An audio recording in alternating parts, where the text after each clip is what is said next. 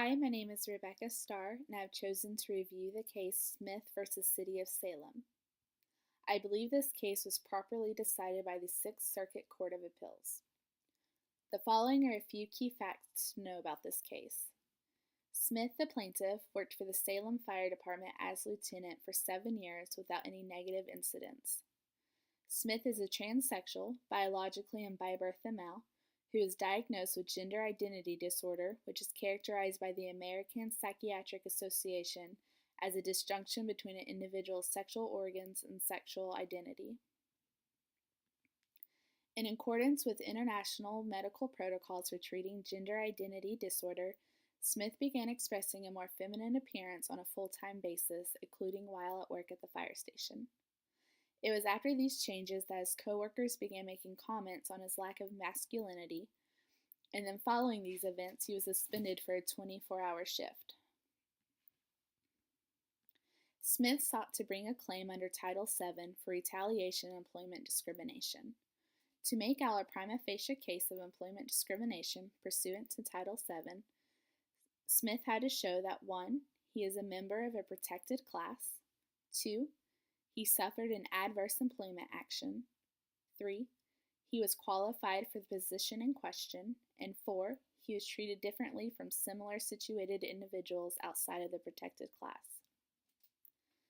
The district court held that Title VII does not prohibit discrimination based on an individual's transsexualism, and that Smith could not bring a claim because of this status as a transsexual, therefore precluding him from Title VII protection. The issue of this case is whether Title VII protects transgendered individuals from discrimination in the workplace. On appeal, Smith contended that he was a victim of discrimination of sex, both because of his gender nonconformity conduct and because of his identification as a transsexual. In prior cases, transsexual individuals were denied Title VII protection by courts when they were considered victims of gender rather than victims of sexual discrimination. It was Price Waterhouse v. Hopkins that expanded the protection of Title VII. In Price, Ann Hopkins was discriminated against by her employers for being too masculine and refused to make her a partner unless she could exhibit more feminine qualities. Ann Hopkins successfully brought a Title VII claims for sex stereotyping. In Price, the Supreme Court established that Title VII's reference to sex encompasses both the biological differences between men and women, as well as gender discrimination based on a failure to conform to stereotypical gender norms.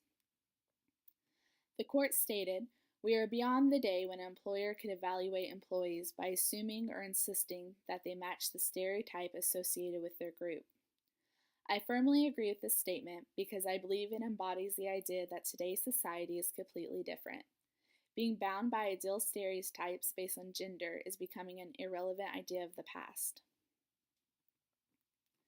As Smith pointed out, he would not have been treated differently on account of non-masculine behavior had he been a woman.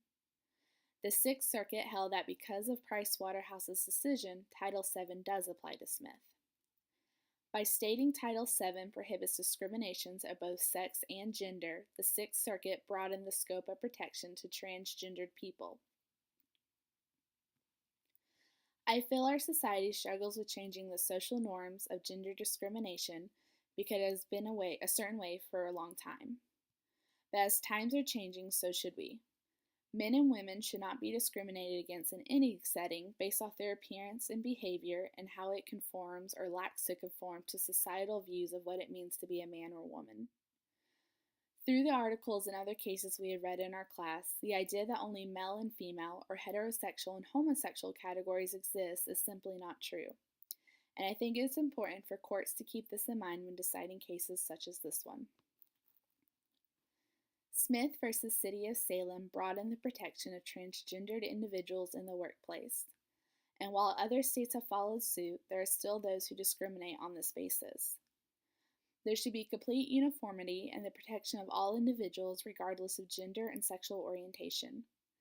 In conclusion, I believe that Smith v. the City of Salem was correctly decided and a step in the right direction.